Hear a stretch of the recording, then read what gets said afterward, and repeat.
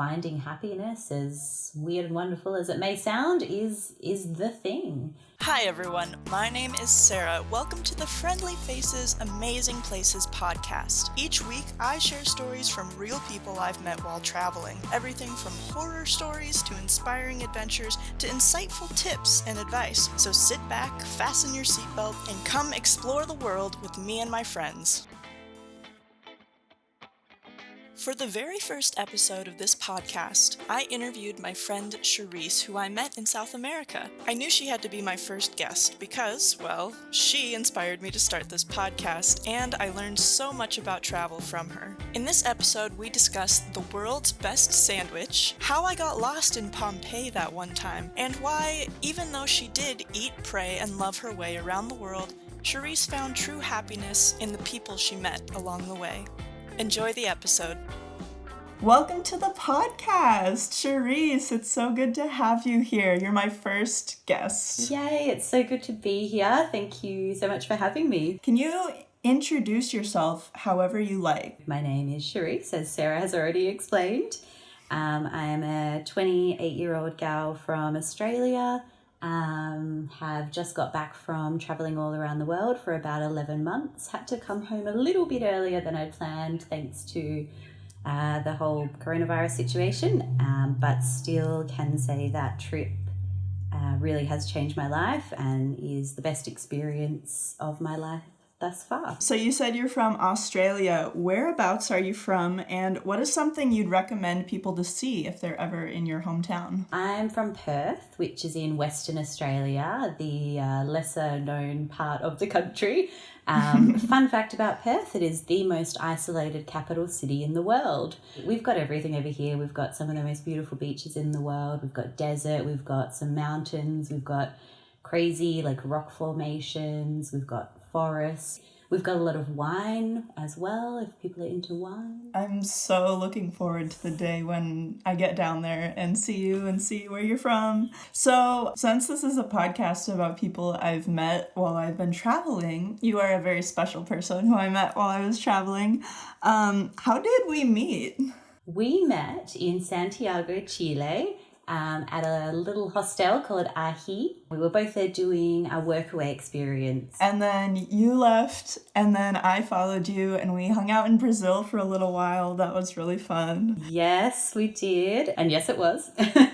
My favorite thing about travel, the people you meet along the way and the unexpected adventures you have. Like when we met, I don't think either of us would have then expected, a month or whatever it was later, we'd end up in Rio together at Carnival. It's one of those beautiful things that just magically happens when you travel. Yeah, well, the funny thing is I had never actually even intended on going to Brazil or going to Rio on that trip, and then you were going and I was like, you know what, why not? ¿Por qué no? Why not? What kind of traveler do you consider yourself? Are you a novice traveler? Are you a vacationer?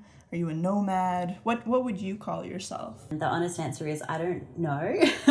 I think one of the interesting things for me in my trip that I've just come back from was I did notice that my travel style developed and changed as I traveled. I guess there's a few things, I would say I'm pretty adventurous, flexible. I don't tend to plan too much. But I did notice at the start of my trip, I was in Europe and I was doing maybe more of a, traditional backpacking thing where I would stay mostly in hostels. I would stay in places, a few nights and then kind of hop, skip and jump all over the place, which, Europe's great for because it's so easy to get around. Yeah. But I was on the move a lot more and that was amazing. I had a wonderful time. But then as things progressed and I went through India and then especially when I got to South America, that's when I got really into the workaways and I slowed down a lot and I decided I really enjoyed slow travel and it wasn't so much about ticking things off the list anymore. It was actually getting to know the place I was traveling in, the country, the culture. I was learning Spanish through South America, so I really wanted to, immerse myself in the language. It was interesting to see within myself how I changed and how my travel style changed as well. Have you always traveled, or when did you start, and do you have any first time big trip stories? Oh, yeah, actually, I kind of do. So in high school, I was learning Italian, and we had an opportunity when I was 15 to go to Italy for a month on a school trip. So we would do half of the time staying with a host family, going to school, and the other couple of weeks would be traveling around the country, seeing the sights. And I just jumped at that opportunity and sat down with my parents and said, I have to do this. You know, this is calling to me. And it was pretty amazing because I had actually never left Perth. So it was my first time on an aeroplane. So it was, Wow. it was a huge, huge deal for me. And so that's where my love of travel was really born. And yeah, I've kind of traveled on and off again throughout adulthood. Within the realms of, having a full-time job as well. So kind of just doing 2 weeks here and there, or long weekends even, going through Asia, back to Europe, to New Zealand, lots of different places, and trying to see more of Australia as well, which has been great, traveling my own country. But over time, I realized I really wanted to do this long kind of backpacking trip. Just a few weeks here and there wasn't cutting it. So yeah, I think it's been with me for a while now, and probably always will be, I hope. What do you do when you're not traveling? What do you do for work? I've done lots of different things. So at the end of high school, I decided I didn't know what I wanted to do with my life. And I decided not to go to university. I could have gone, and there are a few things I, was interested in, but I, with my, 17-year-old brain, decided it was a waste of time and money to commit myself to however many years of study for something I wasn't 100% on. And it's a decision I'm really grateful for, actually, because I do think there's a lot of pressure on young people to make that decision maybe too early, or too early for them, before they really have some stuff figured out. And decided to enter the workforce. I'd been working since I was about 15 anyway. As soon as I could get a job, I wanted to get stuck in and make some money for traveling, of course. I did work at the airport for a while. Then after that, worked for quite a while at a bank. Hated it. So most recently, I've been working at the government here in Australia, in the social security system. So I was doing that for about 3.5 years before I left on my last travels, and I'll be returning to that job. So I'm very lucky to have had that opportunity to take a bit of a career break. I will say, who knows what the future holds. Awesome. Okay, so now that we know a little bit about you, I'm going to call this segment Around the World in 20 Questions.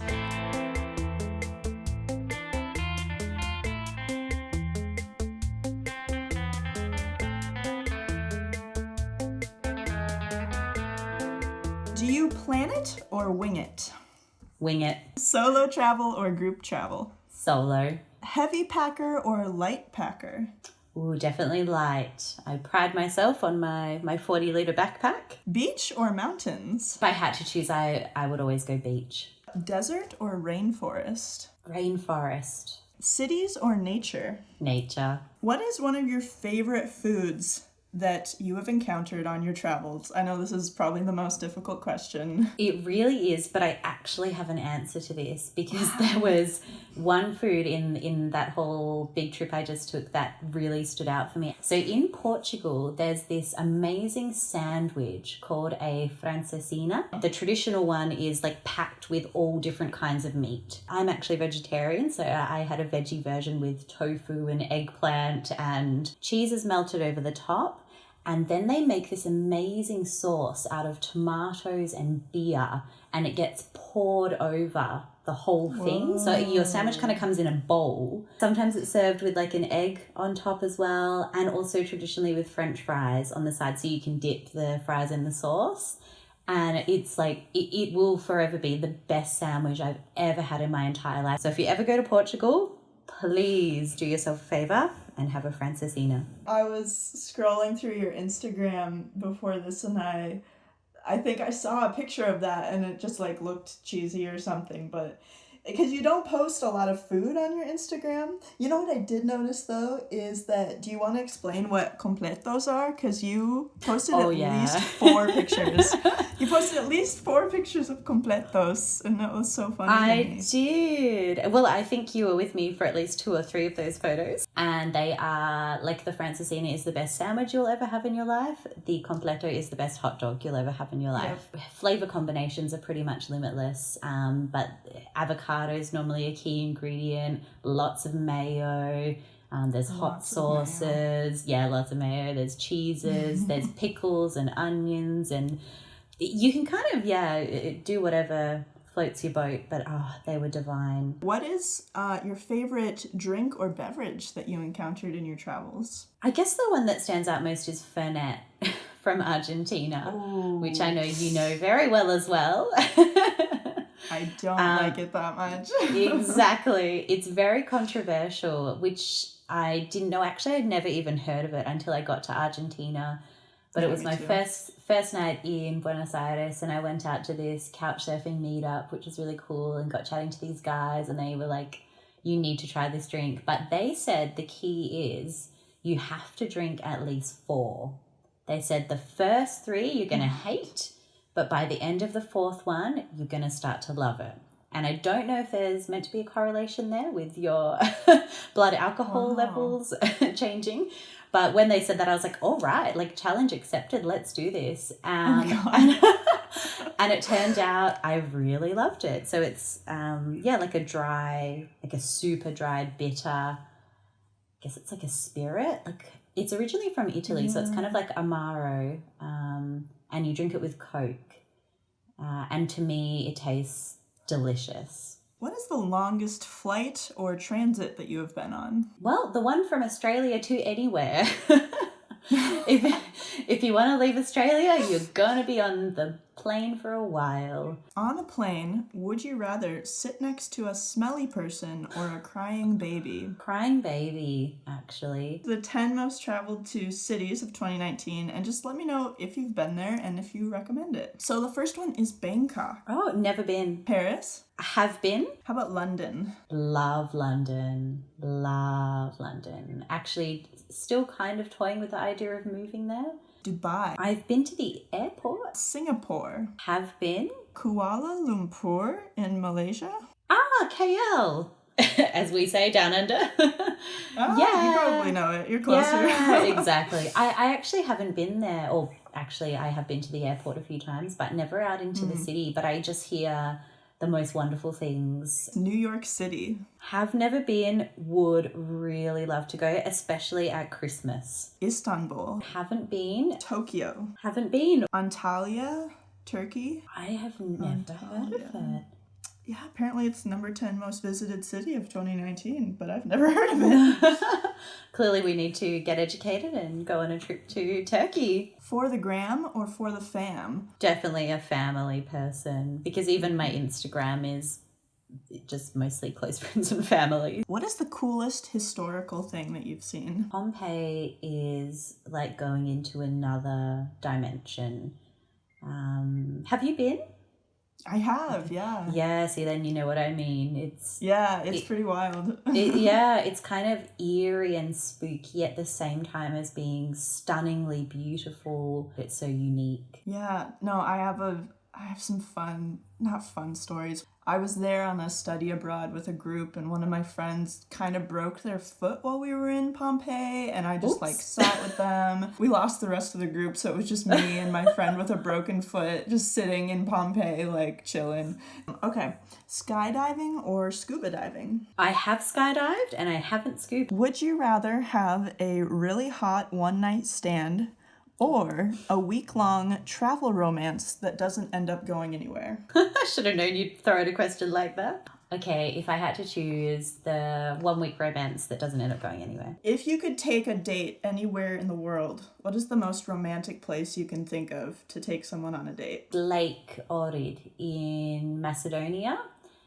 It's in the south of Macedonia, and it's this stunning lake. Just the scenery there is stunning. You can, while away your days on boats on the lake or go swimming. There's little hidden beaches. You could hike up the mountains. That's kind of romantic. That's awesome. I would not have thought of that at all. Hot tip for you.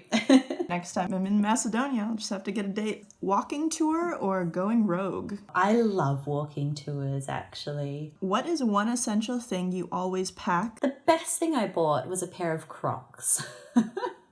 Oh, that's fun. So before my trip, I was like trying to find the perfect, like travel sandal that you could wear, like, out in a forest or like to the beach or walking around a city all day, but also kind of look nice-ish enough to wear with a cute dress or something.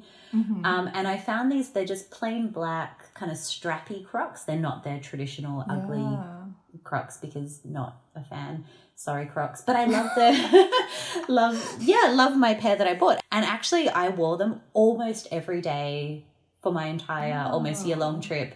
And they went with everything I wore. I wore them hiking. I wore them in the ocean. I wore them out clubbing. I wore them freaking everywhere. And they're still good. Like, the soles are worn a bit, but they're still good. So definitely the most handy thing. If your travels were a movie, what genre would they be? I was thinking, okay, it would be kind of like a soul-searching, like Eat, Pray, Love vibe with some romance thrown in, some adventure, some drama, a bit of mystery. And then I was like, oh no, I'm covering all the genres. So if you could live anywhere in the world and money wasn't an issue, where would you live? Well, if money wasn't an issue, then I wouldn't want to live anywhere. I'm sorry, I'm destroying all your rapid fire questions by That's okay.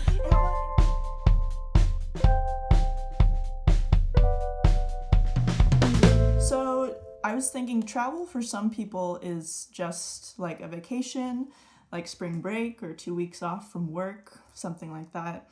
And for other people, it's more of a lifestyle. What role does travel play in your life? And what impact has it had on you as a person? Yeah, travel for me started out being that more like vacationing, just whenever I could get the time to do it. But over time, it's really evolved into something I want to make my lifestyle, which was why I chose to do a year around the world kind of thing, so I could give that a go and see how it felt to put myself in that situation. I mean, travel has really changed me, especially this last year. I've become, more confident, more self-assured, more, I guess, aware, like, of myself, but also the world around me. Every day when you're traveling is an opportunity to learn something new. The people you meet, the things you see, languages, like kind of everything. You can really grow. The most important thing that it's given me is my main kind of goal was I just wanted to be happy, which sounds so maybe simple or so cliche. A lot of friends were doing the whole, you're just having an eat, pray, love adventure thing. But it was so much deeper than that, because for me, even though before I left, I had a really great job, beautiful friends, beautiful family, I guess I was successful from the external point of view. I was making time to exercise and eat well and, doing all of that stuff we're meant to do in life. Textbook happy The stuff. textbook happy stuff.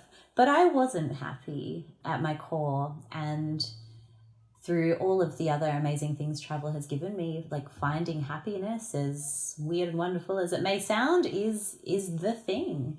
I can say now that I have experienced being just happy, like just happy, with no other complicated stuff wrapped up in that. And it's something I want to try and hold on to now that I'm home. Perhaps a little bit less deep, more technical. How do you decide where to go when you travel? I think, over planning is kind of almost setting yourself up for maybe not failure, but just maybe shortchanging yourself of experiences you could otherwise have.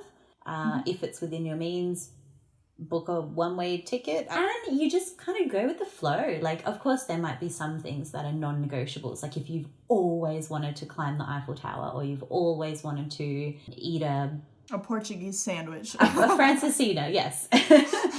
Go and do it. But otherwise, I think leave room for serendipity, because it will happen whether you like it or not. Travel plans, like life plans, despite your best intentions, will get upturned and upset. You'll meet amazing people. You'll hear these great recommendations. You might miss a bus or something, and then that'll lead to something else beautiful. And you just don't know where you'll end up. Do you have any money saving tips for people? Nothing that's going to blow your mind. It's all unfortunately, money is pretty boring and pretty standard. So some of us really don't know how to deal with money, so please help us.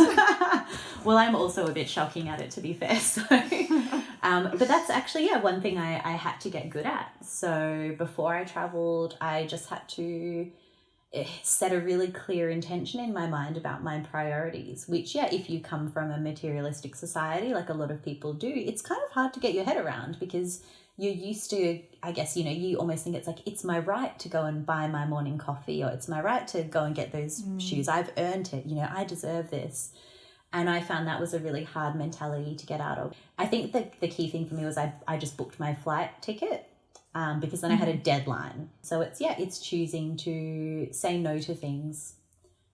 Again, something that's hard for a lot of people. But I did find it quite empowering, actually. I would choose to, rather than maybe go out and spend a lot of money on a night out, I would invite people over instead. So it doesn't mean you have to completely forfeit your life. Then once you've got your money saved up and you go off on your trip, there's definitely things you have to keep in mind as well. Setting your expectations, your limits, having backup accounts, I think is really helpful. Corona hit, you wouldn't want to be stranded somewhere in the world with no money, and you always think, you'll be fine, but you really just don't know what's going to happen in the world. So giving yourself a bit of leeway is important.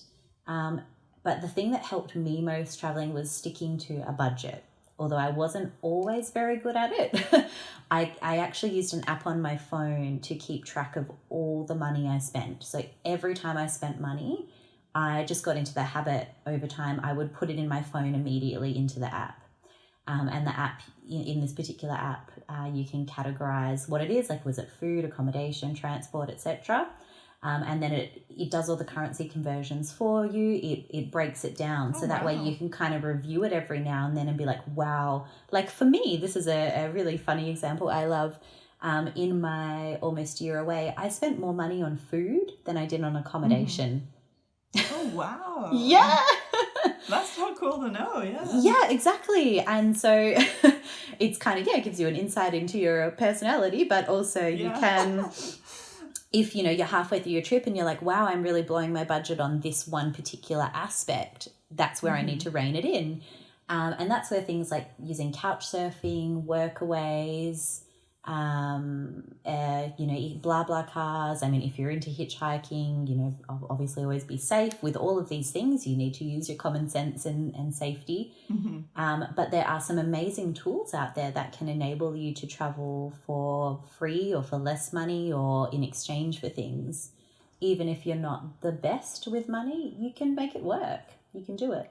Thanks for sharing those too, because I know, for me at least, I learn the most when I travel and when I hear from people about workaway or couch surfing or things that I didn't even know about before I started traveling. It's always good to hear from other travelers who have actually done it.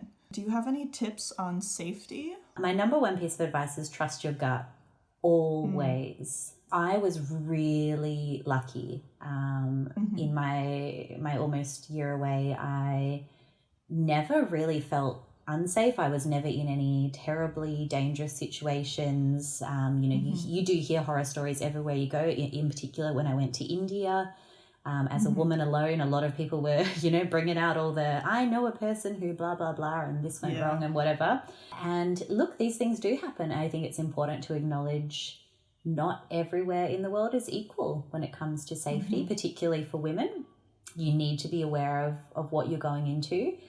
So research is handy. Also, being respectful of the local culture's customs, even if that means maybe dressing in a different way to what you're used to, even though some people, don't like that fact. But it's your choice to go to that country. So if you're choosing to go there, you have to respect how it is. And it's not your job to try and change, a centuries old culture. It's your job just to go and experience it for what it is and try and have an amazing time. Mostly it just comes down to, trusting your gut. If something feels wrong, you don't have to do it. I went almost my whole trip with nothing happening. Like no one tried to attack me. No one tried to rob me. Like all those horrible things you hear about.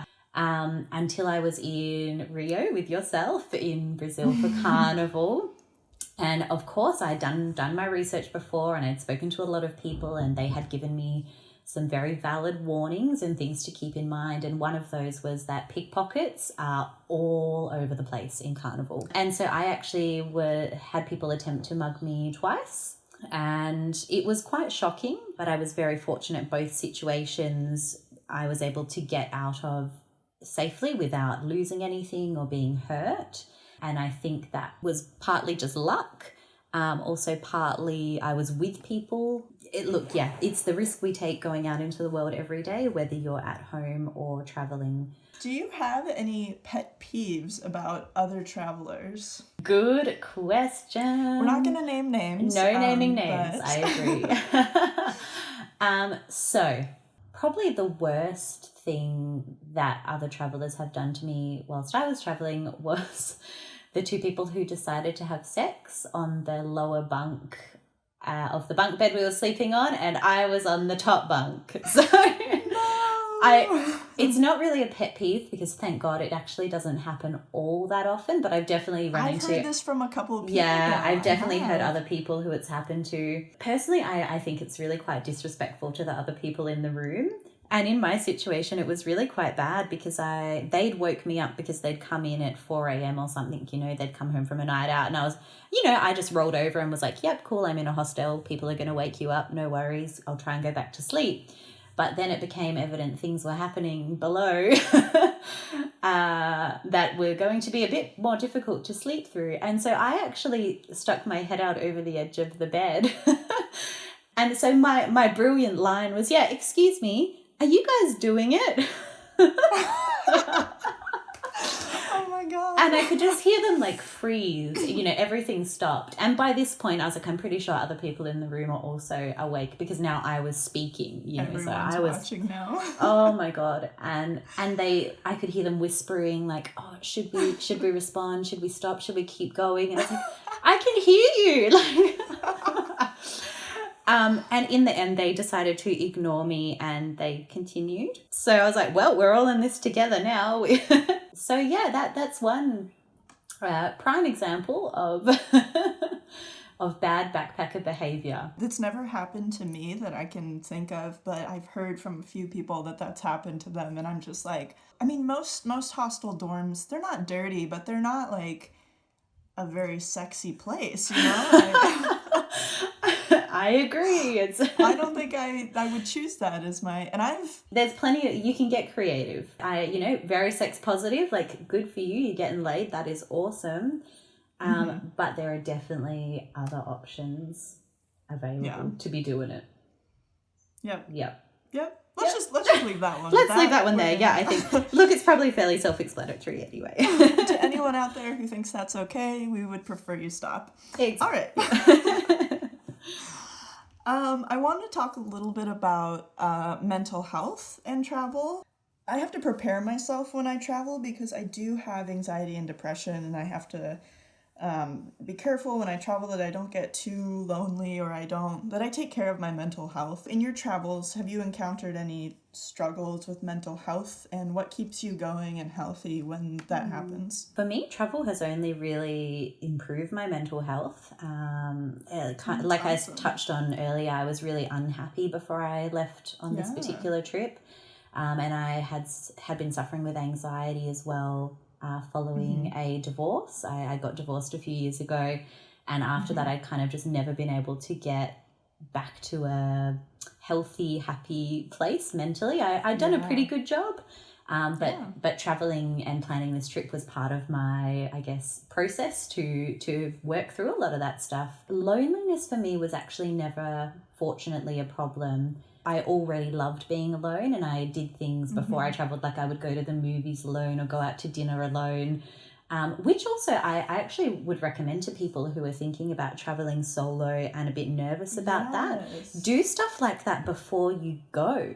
I was listening to the Women Who Travel podcast, and their number one tip for solo traveling is, if you're not sure about it, take yourself out to dinner in your home city, and if you don't feel uncomfortable, then go. It's for sure. I know a lot of people who wouldn't even do that on their own, like just going out, taking themselves out to dinner or to a movie, and I think that's a really good way to see if you're ready to be alone like that for a while. Definitely. And I think it also, as well as, you know, like building up your confidence and just general comfort with being alone, I think it sometimes is a really, I guess, like key ingredient of things that are missing from mental health treatment is people just spending time with themselves. You know, there's definitely lots of other wonderful ways you can manage your mental health that involve other people or maybe involve distractions like getting into a new hobby or something like that. But also taking time just to be with yourself, I think, is the most important and the most loving and kind thing you can do for yourself. Actually, I should also say, ironically, when you travel alone, as I know you know, Sarah, you are never alone. Nope. For me, it was actually kind of the opposite. And you actually end up being surrounded by so many awesome, amazing new people, and you end up doing things together every day and going on all these incredible adventures. For me, I then realized, oh my God, I actually haven't been alone for like over a week or however long. And then I had to make that decision for myself to have a day alone. It's so funny, right? You know, like I'm going off to travel the world by myself and have this big grand adventure, and then you're like, oh my God, can I get 2 seconds to myself, please? It's true. And so then again, that's where you're saying no has to come in. If people invite you, you know, let's go and do this tomorrow, it's actually completely fine to say no. Actually, tomorrow I'm just going to spend all day in my bed watching Netflix. Because this is the life you've chosen for yourself, to go out and travel the world. And it doesn't have to all be like climbing mountains and being action man or action woman or whatever. You can do whatever the hell you want. It's a very liberating thing. But when I traveled, I decided when I was in India, it's actually something I've been wanting to do for many years. I decided to do a Vipassana retreat, which is a 10-day silent meditation retreat.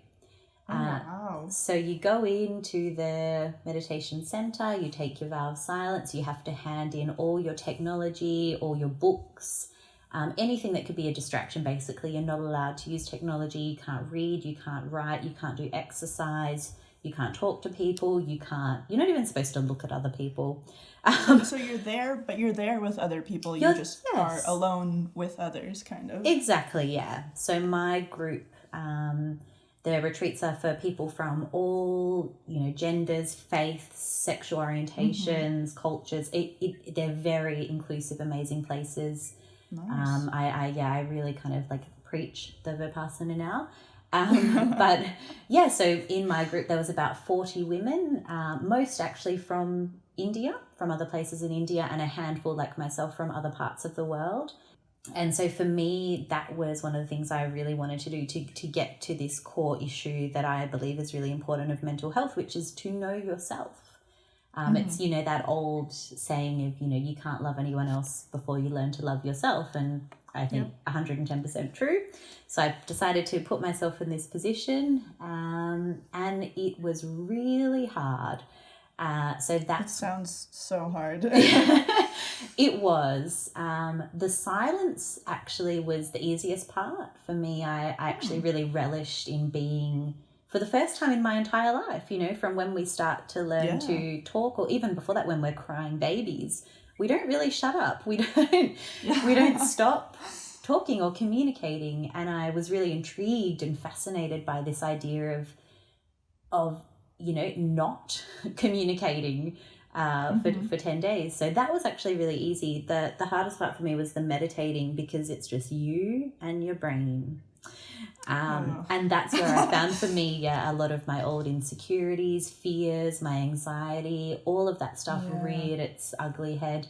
But in a way I was actually relieved, because that's one of the reasons I wanted to go and do this particular thing, was to confront a lot of that and kind of, have that space and time to actually work through this stuff. To go back to the question of ways to manage your mental health on the road, I mean, I think, having a balance of alone time and social time. If you are into things like yoga, meditation, or even other things that might help you relax, if you're a runner, if you like to go for runs, or you like to take yourself out for a quiet coffee in the morning, or whatever it is, reading books or anything. I like to take myself out for ice cream. Find things that make you happy, and that will help you manage your mental health. For sure. I think another thing that came to mind for me when you were saying really just paying attention to yourself, and I think a lot of people in the travel community, and even us ourselves, when we go on a trip, we have these high expectations of, oh, I need to see all these things, or I'm so lucky that I get to do this, I need to be active and doing things all day, when really you just need to, if you're having a day where you just need to sit in, or you need to go get some ice cream, you really need to listen to yourself and give yourself that space and not compare yourself to what other people are doing and how much they are doing. There's no one right way to travel. We all make our own rules and have our own journey. And actually, I've found other travelers to be incredibly supportive. Well, that's because good. Everyone, I think, travelers I haven't always had that experience. I have interesting. met some people where they kind of are a little bit shamey when I'm like, I really just need the day off, and they're like, it's more people who are on a shorter term trip, I think, though. That's true. And I'm like, I'm really burnt out, and they're like, well, we've only been here a few days. You just got to hold your ground in that situation, I think, and know that they're on a different journey, different mindset than you. If you're only traveling for 2 weeks, then it kind of makes sense that you're going to want to pack in as much stuff as you can.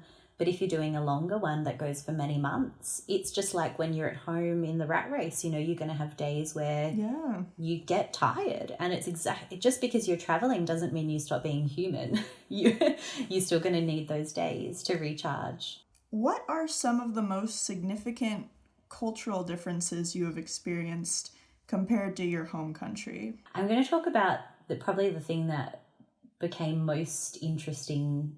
The most interesting difference to me as I traveled was I found a lot of other cultures have this completely different way of viewing family structure.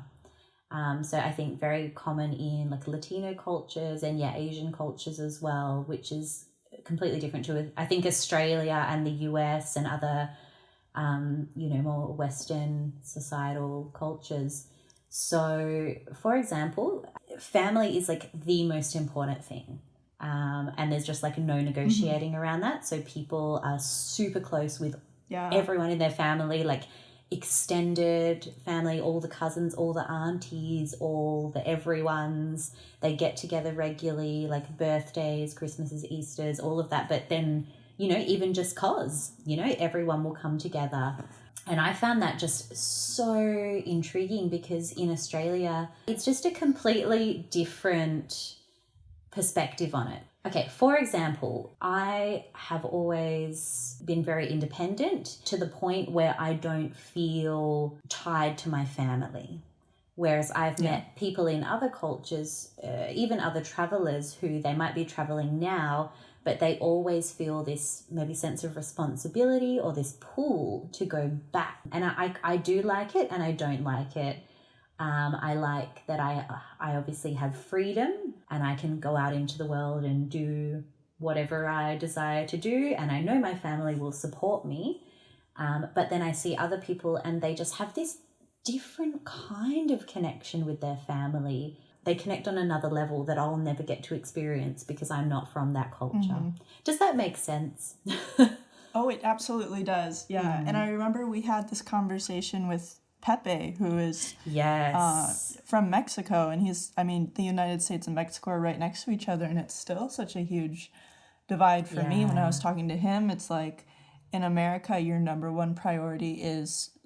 it's almost like personal success or the American dream or something like that. Yeah, it's always yourself. But I know a lot of people who, like Latino families or Asian families who maybe you get a job offer, but if it means you have to move away from your family, you're not going to take it. Just because taking care of your family is just more a priority. And yeah, I've noticed that too in a lot of my travels, and it makes you really think about what your own priorities are, I think. Because we have a very self-centric society. What is the biggest lesson or takeaway for you from traveling? Biggest takeaway for me is that everyone has a story.